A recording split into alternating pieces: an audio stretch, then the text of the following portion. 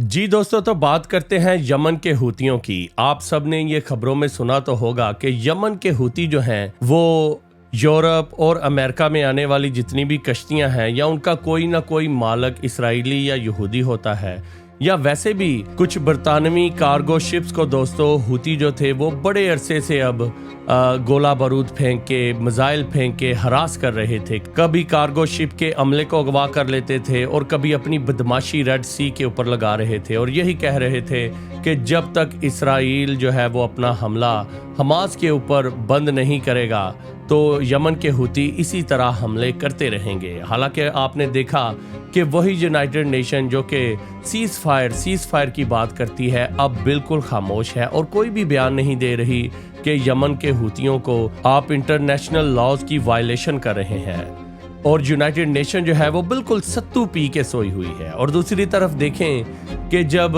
Hamas ने Israel के ऊपर अटैक किया था तो बहुत सारे प्रो फलस्तीनी लोगों ने जश्न मनाने शुरू कर दिए और खुशियां मनानी शुरू कर दी कि अब इसराइल का खात्मा हो जाएगा और river to the sea Palestine will be free जैसे जेनोसाइडल जो है वो नारे लगाने शुरू कर दिए और खुशियां मना रहे थे। आपकी कई सेलिब्रिटीज जो थीं वो भी खुशियां मना रही थी कि इसराइल के ऊपर अटैक हुआ है, ये बहुत ही अच्छा हुआ है। मगर जब इसराइल ने अपने दफा के लिए हमास के ऊपर अटैक किया तो फिर ये सारे के सारे खुशियां मनाने वाले वावेला करने लगे, रोने लगे और कहने लगे कि सीज फायर कर दें। और फिर बड़े बड़े जुलूस निकाले गए। अमेरिका, यूरोप और पूरे दुनिया के अंदर प्रो फलस्तीनी लोगों ने उतम मचाया हुआ था दोस्तों। और फिर क्या हुआ कि इसराइल ने किसी चीज की परवाह नहीं की, किसी धमकी के अंदर नहीं आया। चाहे कोको कोला को सड़कों के ऊपर गिरा दें या फिर इसराइल की मसनूआत की बायकाट कर दें, मगर फिर भी इसराइल